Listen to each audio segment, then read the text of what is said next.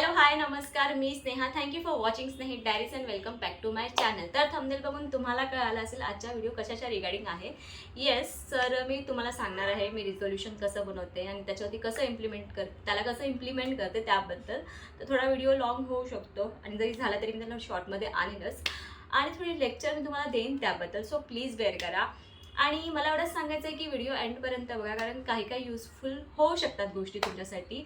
आणि मला असं वाटतं की 457 लोकांची माझी जी कम्युनिटी आहे यूट्यूबची, त्यापैकी 100-150 लोक माझा व्हिडिओ आरामात बघतात. तर मला असं वाटलं त्यापैकी जरी 4-5 लोकांनी मी सांगितलेलं इम्प्लिमेंट करता माझ्यासाठी ती खूप मोठी गोष्ट असेल.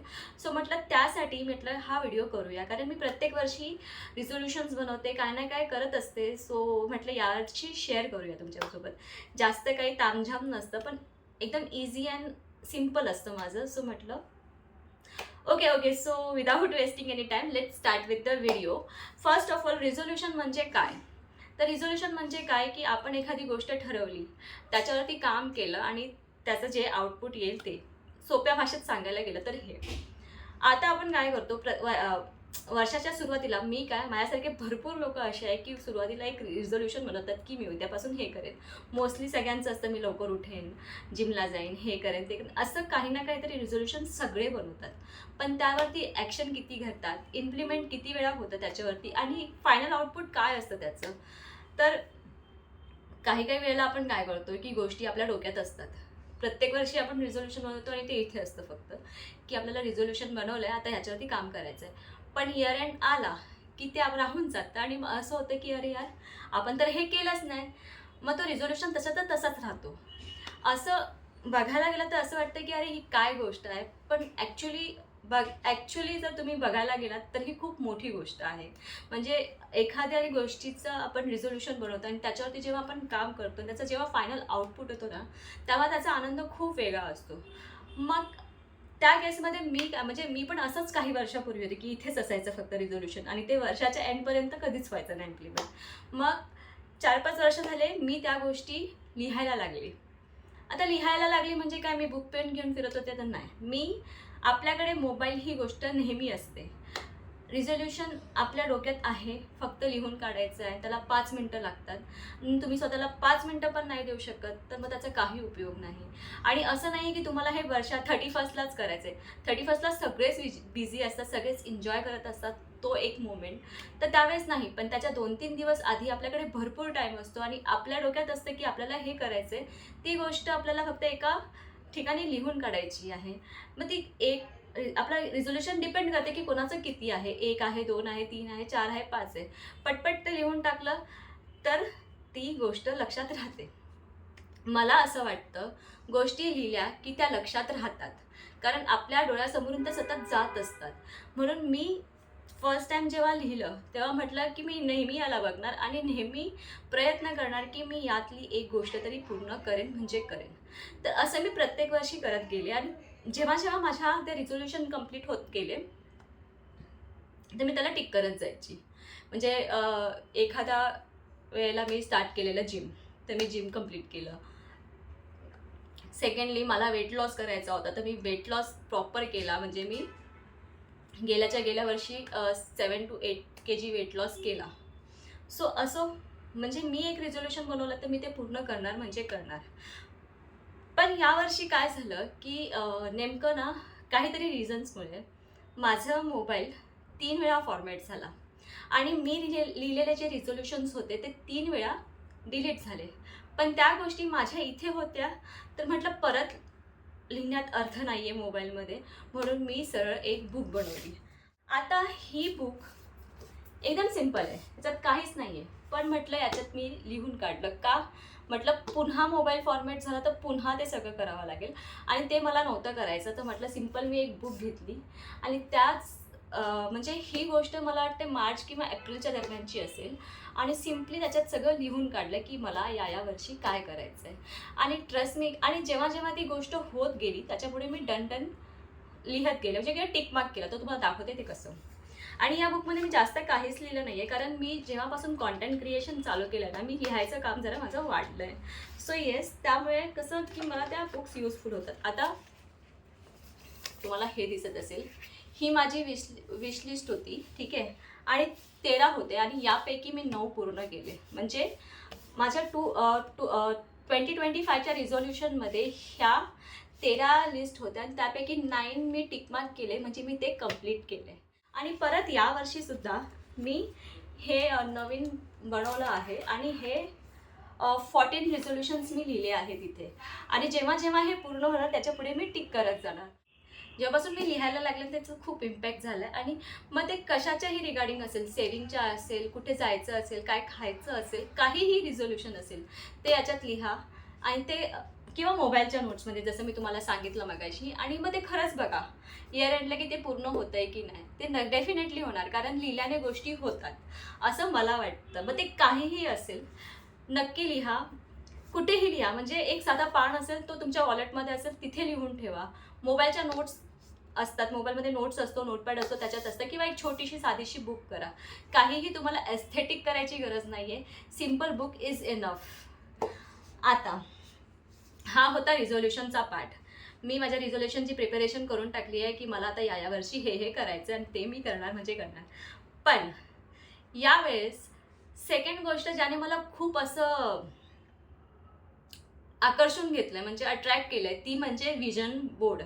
आता विजन बोर्ड तर मी नाही करणार, कारण कसं असतं की आपण जॉईंट फॅमिलीमध्ये राहतो तर एक बोर्ड लावून आपलं विजन सगळीकडे ठेवणं इट्स नॉट इझी. म्हणून म्हटलं विजन बोर्डच्या ऐवजी विजन बुक करूया. आणि म्हणून मी ॲक्च्युली याच्यातच करणार होती, पण म्हटलं माझा फर्स्ट टाईम आहे. म्हणजे असं नाही की मी नाही लिहिलं आहे, याच्यात पण माझे विजन्स मी लिहून ठेवले होते. कुठे लिहिलं, एक मिनटं. हां, इथे लिहिले होते. आणि यापैकी ना मी फक्त 2 पूर्ण केले माझे. सो विजन बोर्ड म्हणजे मॅनिफेस्ट केल्यानं गोष्टी की त्या होतात. आणि मी हे स्वतः अनुभवलं आहे म्हणून मी सांगते तुम्हाला की लिहा, मॅनिफेस्ट करा की यार होणार. आणि ते नक्की होतं आणि ते झालं. आता माझी जी विजन बुक म्हणजे विजन होतं गेल्या वर्षीचं ते 6-7 होतं आणि त्यापैकी 2 तरी मी पूर्ण केलं आहे ॲटलिस्ट. ओके. सो यावर्षी मी विचार केला की म्हटलं असं लिहून काढण्यापेक्षा त्याला काहीतरी एक्साइटिंग, जसं विजन बोर्ड दाखवतात हल्ली इंस्टाग्राम यूट्यूबवरती, तर म्हटलं त्याला काहीतरी एक्साइटिंग करूया, म्हणजे कसं त्याच्यावरती काम करताना पण तितकीच मजा येणार. म्हणून मी ही स्क्रॅप बुक घेतली. एका लोकल शॉपमध्ये भेटते आणि ना ती मला काहीतरी 40 रुपयाची पडली. ओके. तर या तशी ना ती कलरफुल पानं असतात ना, ती मला खूप आवडतात, म्हणून म्हटलं घेऊया. आणि ही 40 रुपीजची पडली. आणि मी काय केलं की ज्या ज्या गोष्टी मला करायच्या होत्या त्यांचं ना असं प्रिंट आउट काढून घेतली आहे मी, ही बघा. सो ते मी त्याच्यावरती कटआउट्स असे लावणार आहे.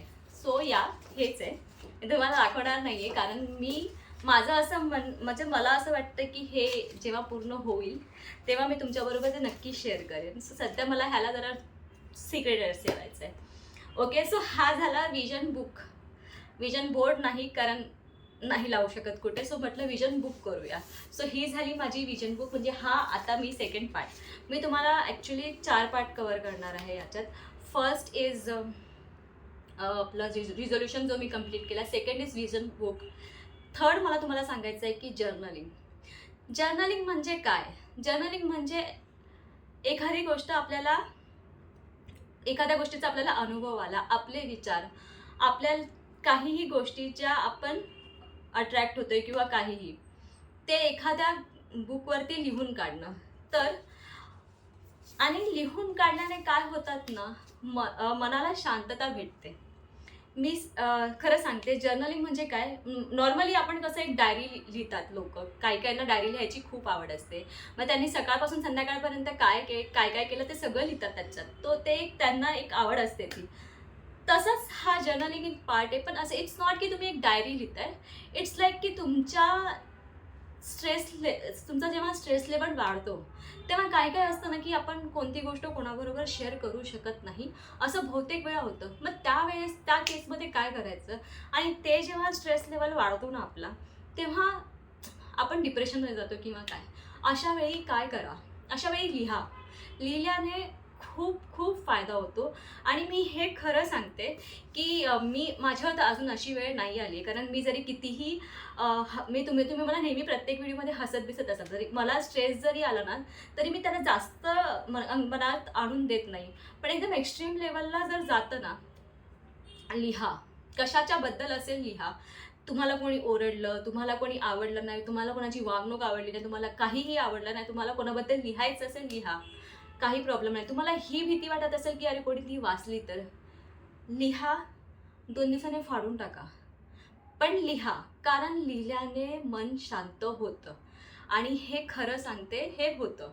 सो मला सांगायचं आहे की जर्नलिंग करा. कारण कधी कधी काय होतं ना की आपल्याला सांगायला कोण नसतं, पण आपण ते लिहून आपलं मन शांत करू शकतो.